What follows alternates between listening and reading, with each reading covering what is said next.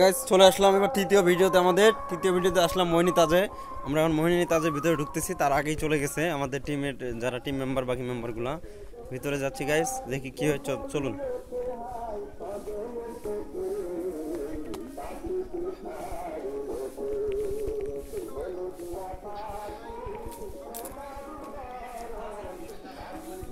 Guys আমরা এখন যেখানে আসছি এটা হচ্ছে মোহিনী তাজ, ঠাকুরগাঁও। এটা হচ্ছে ঠাকুরগাঁও সদরেই ভিতরে মোহিনী তাজ। হয়তো এর আগে আমরা টেলিভিশনে দেখেছি কিন্তু আসা হয়নি। যে বাড়িটার সব দিক দিয়ে প্রায় একই রকম, সিসি ক্যামেরা দ্বারা বেশ ভালোই লাগতেছে। তারা আসছে যে আমার আগে, এই যে গাইস, এই যে উপরে চলে গেছে বাটপারগুলো আমাকে রাখে আগেই, তো আমিও যাচ্ছি উপরে।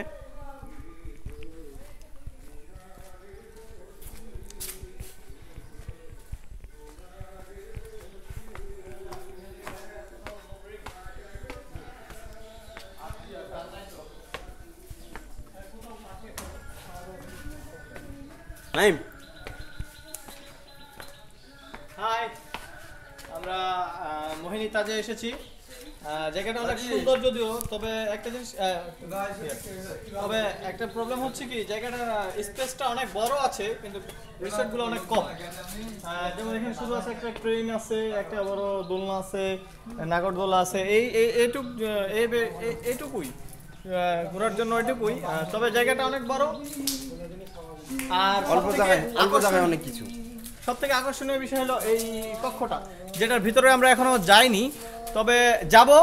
আর আপনারা সাথে থাকুন, আমরা পরবর্তীতে আপনাদেরকে ভিতরে সবকিছু দেখাবো।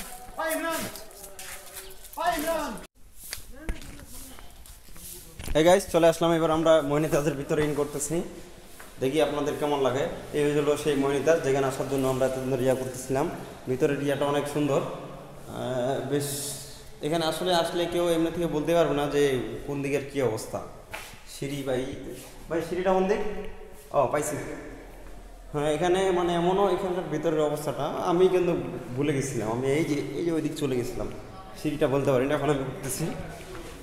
হচ্ছে মোহিনী তাজ, এটাকে বলে মোহিনী তাজ। এতদিন নিউজ পোর্টালে দেখছি, আজকে আসলাম। হ্যাঁ,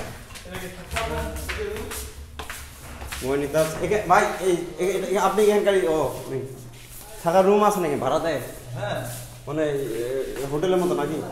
সবকিছুই আছে, মানে এখানে এটা তো বাড়ি অনাবাসিক সবকিছুই ব্যবস্থা। এটা সম্ভবত একটা বাংলো করা হয়েছে। আচ্ছা আচ্ছা। উপরে গেছিলি ছবি নিতে নেবে বলো ওই সাইড থেকে? উপরে আমি ঘুরে আমি জানি তো। এই গাইজ উপরে যাচ্ছি, তারা চলে গেছে আমাকে রাখে। এই যে আমাদের বাহিনী, এই যে হাই, উপরে উঠতেছি। এই হচ্ছে এখান থেকে দেখা যায়, দেখি আগে। এখানকার মানে এমনও ইয়াটা দুই দিক দিয়ে একই করছে, তাই বেশ ভালোই লাগতেছে। আমি এখন যেটা উঠতেছি আঁকা ছোট সিঁড়ি দিয়ে। হ্যাঁ, এই সাবির বলো তো আমাদের ব্লগের উদ্দেশ্যে, এটা কিন্তু আমাদের অন্য ভিডিও, তৃতীয় ভিডিওটা চলতেছে। আমরা আসছি আজকে ঠাকুরগাঁও মোহিনী তাজে। আসে অবশ্য ভালো লাগতেছে। আমি জানতাম না যে আমাদের ঠাকুরগাঁয়ে এত সুন্দর পিকনিক স্পট আছে। আসে ভালো লাগলো অবশ্য।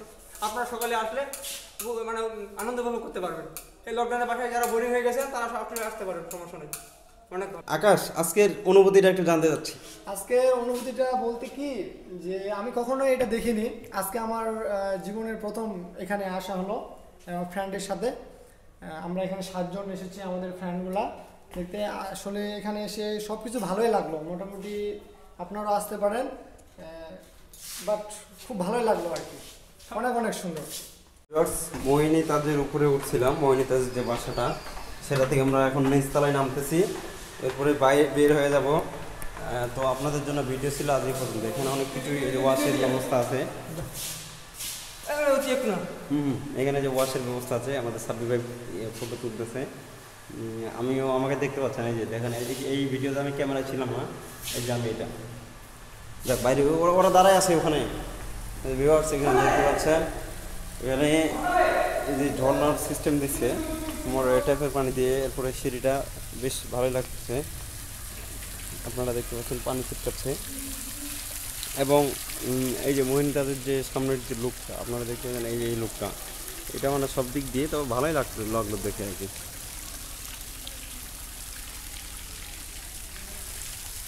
তো আজকে আপনাদের জন্য ছিল এ পর্যন্তই।